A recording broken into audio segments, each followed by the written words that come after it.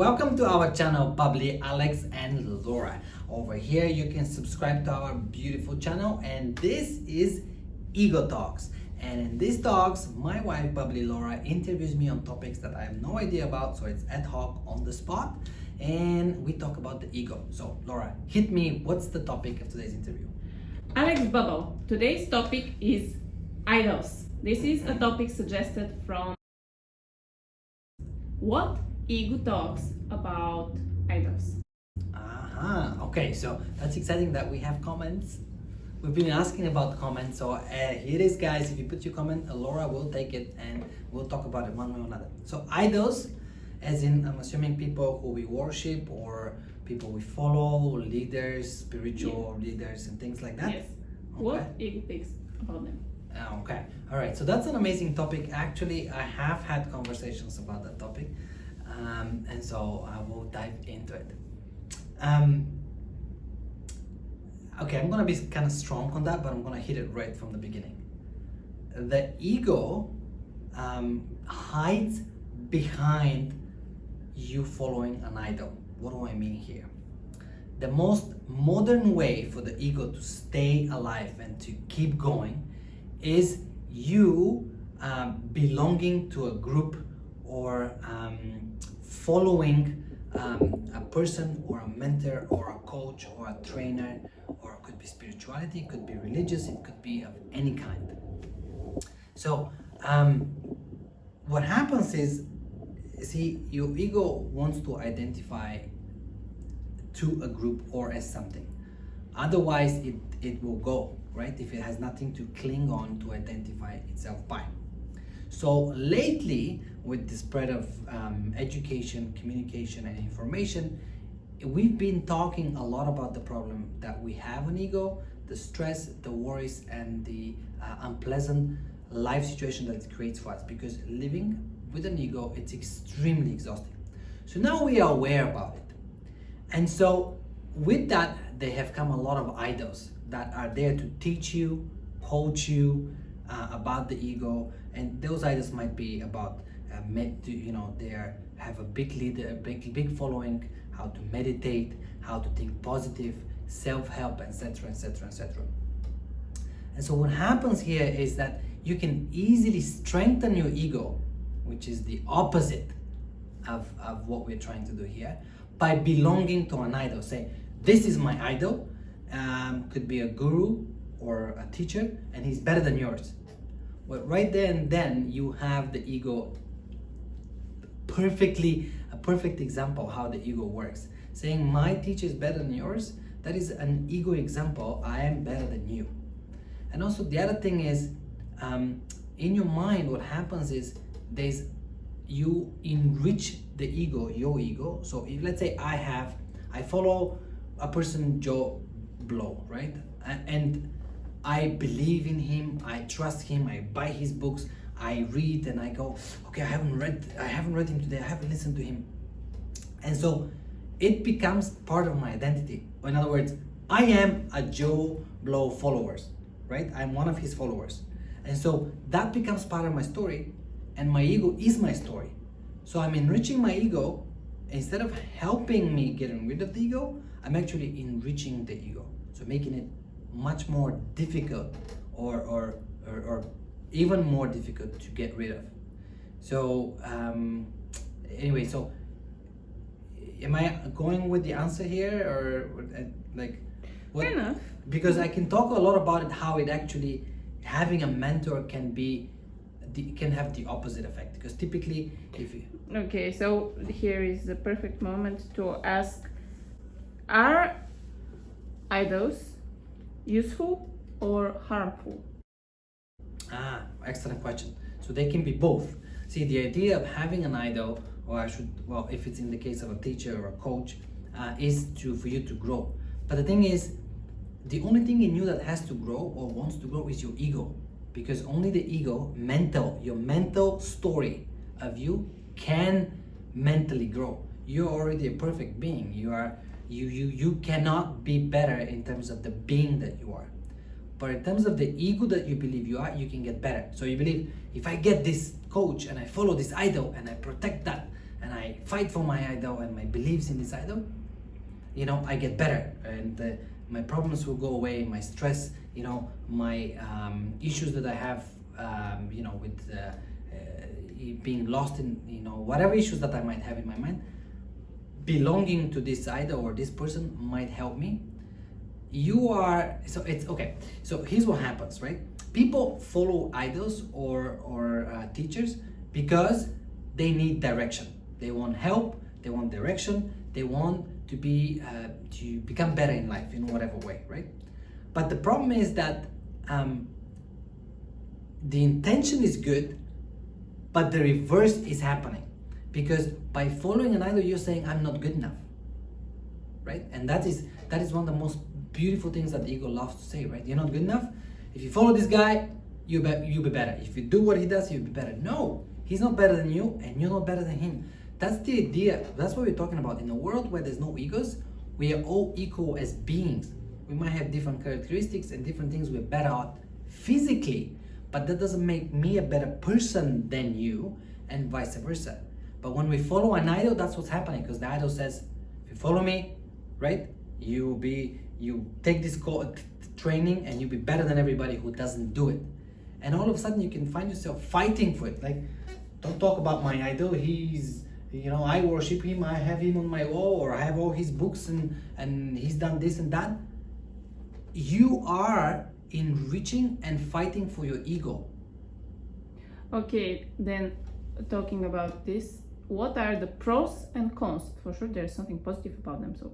Okay, well that's, I mean, so to continue that question, the positives are, if the coach that you're following is enlightened, in other words, he is without the ego, you hear him say things like that. I am not your idol, right? I am not somebody who's better than you. I am not somebody you worship. I am not your guru. If your teacher says those kind of things and you feel his sweet energy and not his kiss my hand kind of thing, right? Like not this behavior, you know that's a good person. And you want to be around this kind of people, because that's what will help you get rid of your ego, and you know, you sure learn something from those people. So that's the positives, right? People who do not claim to be coaches, or sorry, idols, they want to share what they've learned. They've grown out of their ego, they found a way to let it go, to be present, to bring joy and love in their life, and they want to share how they do it, whether it's techniques or the things they talk, they wake you up, right, out of your dream. Then those are the people you follow, and that's the pros, right? They will help you be grounded, be positive, be present, and wake up from your dream. But this is the pros. The cons are, there are a lot of people who are there to make money. Because see, it is pretty obvious in the world that there is a lot of problems. You know, we're stressed, we're overworked, there's no love. Often there's lack of love in the world, right? There's, you know, the fights that we're having, the wars, this, that, the other thing. People are exhausted. And so there's smart people out there that they see that, and there's an opportunity. If I'm a coach, you know, like I can make a good money selling my products and be a motivational talker, or create a leadership in whatever country and whatever way. Those are dangerous people, because you can belong, they have big egos. They're always the most important person in the room, and you follow them, you don't question them. And as I said, you put their picture on the wall or whatever. That's the cons, that you can fall into trap. By following, you can increase your ego, because now you belong to something. Okay, next question from the suggestions is, do we need them? Do we need idols? Do we need idols? Or coaches or gurus or something like this? The straight answer is no, but as everything, it has two sides. No, because you are a beautiful being. We all are, right? I know sometimes it's difficult to believe it. Even I fall in those traps where you feel, you know, you're not good enough, or you have issues that you're working with, and you can't feel and understand. You're a perfect being, right? No matter where you are, no matter who you are, we're all equally perfect as a being on this planet. So you don't need somebody to tell you how perfect you are, because you already are, right? And so idols, as in idol, somebody that you put over here, you don't need, because that will put you down here. Because your little soul inside, that is a beautiful, beautiful light that you are, will see, okay, well, there's a person that is bigger than me and more important than me. So how would it feel? It'll feel low. So you don't need an idol in that way. Actually, I'm gonna put it this way. Following an ego a master or an idol is the most recent fad, or the most recent what's the word I'm looking for? The most recent mask of the ego. Okay, the idea that, oh, I have to grow spiritually, personally, in whatever way. I need a coach, a speaker, a book, whatever. That keeps in your mind the belief that you're not good enough. If you think you're good enough, why would you think you have to grow? So immediately ego is gone in your mind, right? If you say, I'm good the way I am right now, right here, then immediately you go, why would I follow anybody if I'm already good? If I don't feel good about myself, I feel beaten down, not good enough, low, small, unnoticed, unsuccessful, unloved, fat, ugly, whatever, old, whatever things that you might think in your mind, then I need somebody to tell me that's not the case, and to lead me and to give me the right way. Okay, next question is how to start following ourselves. If you're not choosing an idol, no. See, I'm putting ego and idol the same, so it might be that they are one and the same, because idols typically have big egos. How do we choose? How do we make the choice to follow ourselves instead of an idol? Yes.